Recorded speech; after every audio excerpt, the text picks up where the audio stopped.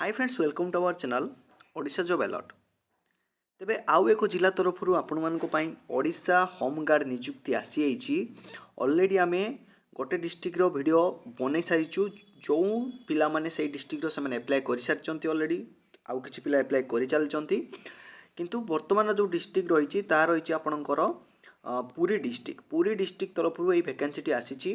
जमती देखिपे Odisha home guard district headquarters Puri तरफ ये नोटिफिकेशन टी रही। को मैंने आवेदन करेंगे? पुरी डिस्ट्रिक्ट कैंडिडेट्स आवेदन करेंगे। उभय महिला पुरुषों पदवी रही। पोस्ट नेम रही आपंकर जमी मुझे आपंकर होमगार्ड रही पोस्ट नेम। जॉब लोकेशन आपंकर पुरी डिस्ट्रिक्ट रे। एप्लाई डेट कथा जदि आम देखा ताले एप्लाई ऑलरेडी एप्लाई आपंकर 20/2/2025 रु आपंकर एप्लाई आरंभ होबो। एप्लाई लास्ट डेट रहिबो 3/3/2025 आपंकर लास्ट डेट रहिबो। एप्लाई मोड आपंकर ऑफलाइन रहिबो, ऑफलाइन ले आवेदन करि परिबे आपण। जदि वैकेंसी डिटेल्स कथा आम देखा ताले होमगार्ड्स जनरल पई रही 68 वैकेंसी, होमगार्ड्स मारिन पीएस पई रही 12टी और होमगार्ड्स लाइफ गार्ड्स पई रही 2टी पदवी।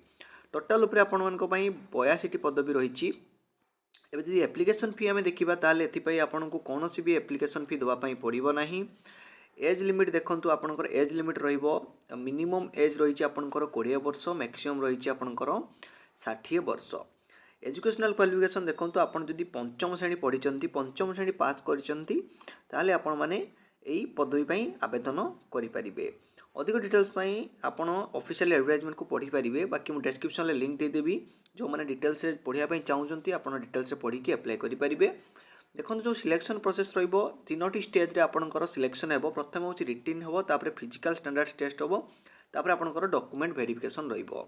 डॉक्यूमेंट कौन कौन दरकार देखंतु आपनकर सबु एजुकेशनल क्वालिफिकेशन सर्टिफिकेट दरकार, ता सहित कास्ट सर्टिफिकेट, 4टी recent photo, recent passport size photo, आ लास्ट रे आपनकर बहुत ही इंपोर्टेंट जोटा कि रेसिडेंशियल सर्टिफिकेट आपनकर आवश्यक।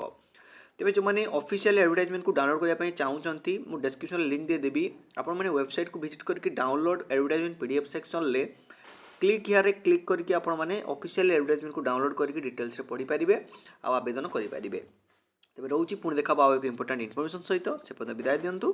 धन्यवाद।